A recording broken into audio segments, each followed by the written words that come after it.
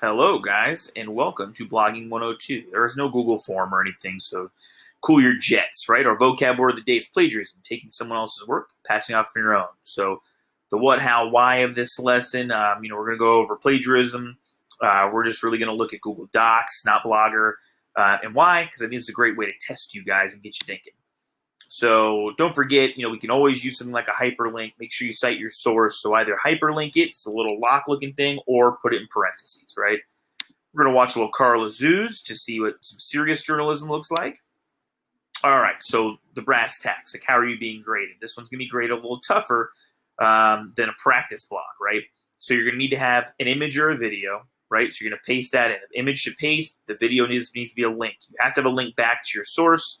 You have to have 3 paragraphs, 3 to 5 sentences each. It's got to be doing Google Classroom, so you go through those usual buttons that you press to get through the Google Classroom process. All right? Hope you guys have a great day.